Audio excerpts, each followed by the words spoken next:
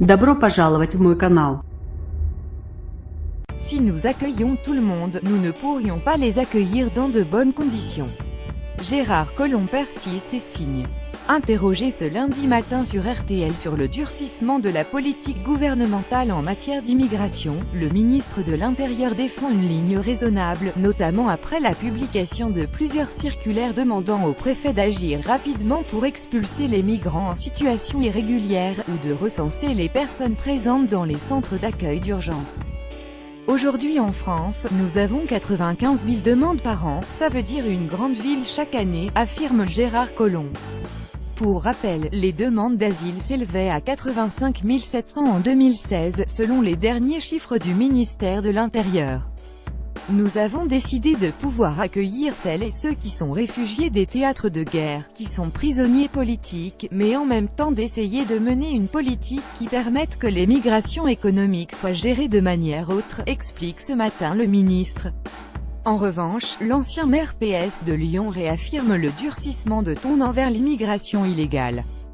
Bien sûr, je pense que ceux qui sont déboutés du droit d'asile doivent aujourd'hui être expulsés, déclare-t-il, relevant 14% d'éloignement-expulsion, NDLR sur les 11 premiers mois de l'année. Nous ne savons pas qui sont dans ces centres d'hébergement d'urgence. Ce lundi, plusieurs associations ont annoncé qu'elles allaient saisir le défenseur des droits, Jacques Toubon, pour protester contre une directive du ministère de l'Intérieur, ou encore non publiée, demandant aux préfectures de recenser les migrants au sein des centres d'hébergement d'urgence. Une mesure que le ministre assume totalement au micro de RTL aujourd'hui. Nous ne savons pas qui sont dans ces centres d'hébergement d'urgence. On pense qu'il y a à peu près un tiers des personnes qui sont des réfugiés, donc qui pourraient être placées ailleurs et avoir droit au logement, avoir droit à une vie normale, un tiers de déboutés du droit d'asile donc qui devraient pouvoir s'en aller, et un autre tiers dont il faut évaluer la situation.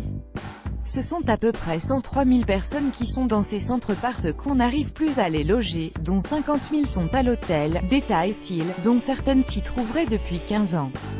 Quand les gens sont là depuis 15 ans, vous ne pouvez pas dire qu'il y a une urgence absolue, critique-t-il. Le ministre a affirmé que les personnes seraient traitées de manière très humaine, non par des policiers mais par des agents des préfectures et de l'Office français de l'immigration et de l'intégration OFII. On ne peut pas accueillir tout le monde parce qu'autrement ce sont des villes comme Lyon qu'il faudrait construire, évaluait-il. Nous devons maintenir cette tradition du droit d'asile. Des propos qui font écho à ce que tient ce matin sur BFM TV et RMC Richard Ferrand, député du Finistère et président du groupe LaREM à l'Assemblée nationale, dans la lignée de l'exécutif. Celui-ci estime qu'il faut renforcer les mesures au regard de l'immigration illégale. À la fois, nous devons maintenir cette tradition du droit d'asile. Mais si l'on veut que ça fonctionne, il nous faut bien accueillir ces personnes, ce qui n'est pas le cas aujourd'hui, plaide-t-il. Il faut accélérer l'instruction de ce qui relève du droit d'asile, et être plus ferme et donner des signaux clairs à l'égard de l'immigration illégale, résume le député. Au premier trimestre 2018, un projet de loi sur l'immigration et l'asile doit être débattu à l'Assemblée nationale.